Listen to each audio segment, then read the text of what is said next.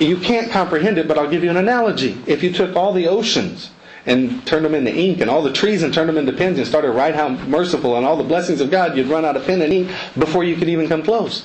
And he says, I've only given 1% of my mercy for this world, so you're not even getting off the scale. You have no idea how merciful, compassionate, and loving I am, and forgiving I am.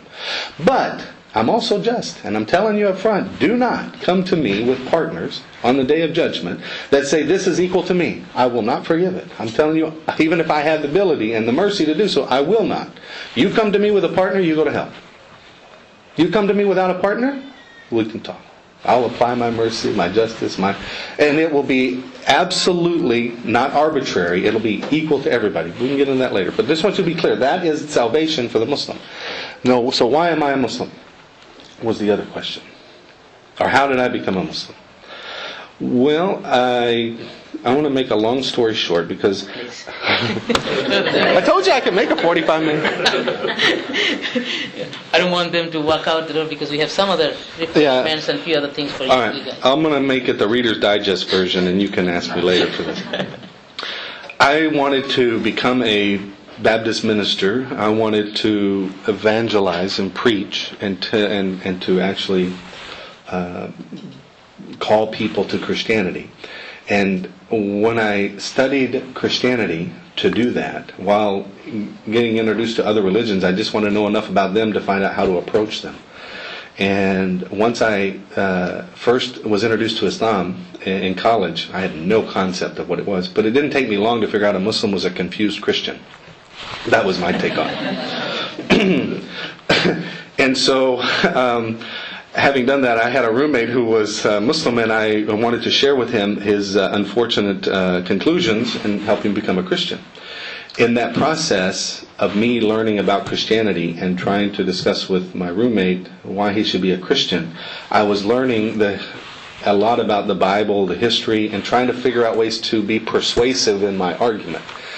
To make a long story short, the more I learned, the worse it got. It didn't get easier or better. It got harder and more difficult. And the longer I studied, actually I started off with 100% conviction and fervor. And I ended up with a lot of education and demoralized.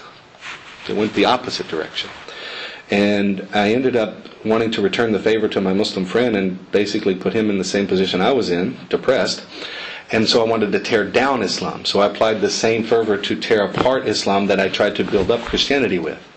Long story short, Islam was everything I really wanted Christianity to be. And so I embraced Islam. In the first class, I asked the question of whether an Islam and a Muslim was guaranteed salvation. And the Imam told us no, but you just told us that they are. So I don't think he understood the question. I think he understood it a different. If you say, does every Muslim know they're going to heaven? No. That calls himself Muslim. But every Muslim will be in heaven. There's a difference. Right? All of us here that we're Muslim, we say we're Muslim. God's going to say, no, you weren't. Right? Those that are Muslim will definitely be in heaven. You see the difference? For sure. I understand what you're saying. Okay. Does that clarify your... So, you say you don't do these religious works to earn salvation. And what do you do to pay for your sins? You listed up here that one of the things that you believe in is following the Ten Commandments. Mm-hmm. So have you ever told a lie? Yes. So how is that going to get reconciled before a holy God? Good question. We believe in the concept of forgiveness, right?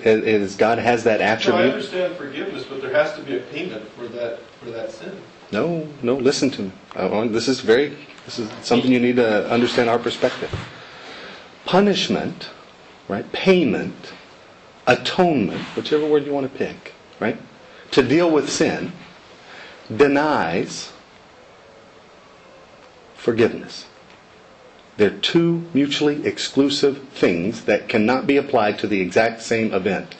Either you're forgiven or you're punished. But if you're punished, you're not forgiven. And if you're forgiven, you're not punished. They're two mutually exclusive things. If you demand payment, you deny forgiveness. If you get forgiveness, no payment. Zero payment is necessary. So you can have one or the other or neither, but you can never have both for the same offense. We believe God has the ability to forgive sin based on His definition to everybody. It's equal, it's not arbitrary. You ask and you shall be forgiven. Period. With sincerity. You ask, it did not happen. There is no atonement necessary. You are now justified. You are back to where you started if you get the forgiveness. If you don't get the forgiveness, there is atonement. There is punishment. There is justice. Right? And that's what's going to happen on the day of judgment. There will be forgiveness. But it's not God saying, well, I like you, didn't like you. I like you, didn't. No, He says it's universal. Here's how it works. You do this, you get this. You ask, it's going to be forgiven. You'll get tired of asking, I won't get tired of forgiving. You'll give up before I do. You cannot comprehend my mercy. You cannot comprehend my forgiveness. You cannot even approach it. I want to forgive you. Right? And I can do that. And that is mutually exclusive of payment. Two different things. You don't ask, you will be accountable. So what's the purpose of sacrifice? Because I know we talked about that in some of the other ones. Be more specific and I'll answer it. Or I'll give you a long answer. We know that. I do not remember which week, but we talked about one of the tenets. A sacrifice has never been, in my understanding, about atonement in the sense that we apply it now to Jesus' sacrifice for atonement. Never has the two been equal. The Jews do not, I don't want to speak, let them speak for themselves. My understanding is that atonement, not atonement, sacrifice, has been God's way of teaching people to rely on God and not stuff. Take your best of whatever you have and get rid of it. And I will still take care of you. Do not put your trust, faith, and hopes in things. So if you sacrifice the best thing you have, the most valuable thing you have, and you give it up, I'll still take care of you. Rely on me, not that. Take away the good things that you think are helping you and get over it. Because I'm the one taking care of you. And you don't need it. And it's a test to purify our heart, to detach us from, I gotta have this or I'm not gonna make it.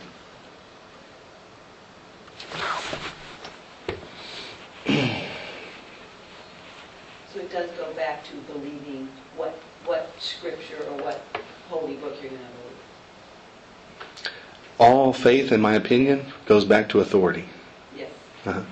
I think that's what we would agree with. Yes. Last question of the day. Not really. Yes. Well, when I grow up, I want to convert, but I'm also moving out of this country, and I'm worried there might not be a mosque when I'm going to move. Did you know that the entire universe is a mosque?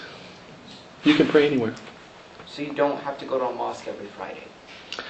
You're if there's one in your city, you should go. But if there's not one, you don't have to.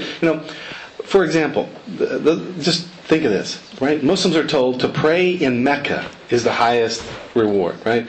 Whatever you want to come up with, it's the best thing that you can possibly do. So I want to be the best Muslim, but I have to pray 5 times a day, 7 days a week, 365 days a year. Am I supposed to get on a plane and fly to Mecca 5 times a day, 7 days a week, 365 days a year to pray in Mecca and live in Dallas? No. Right?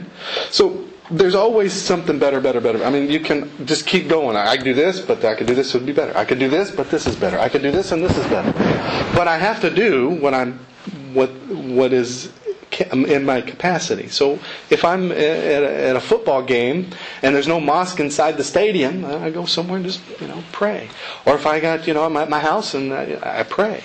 Wherever you are, you can offer your prayer. The mosque is for the benefit of the community, for your heart to be refreshed, to meet people, to be encouraged. But there's no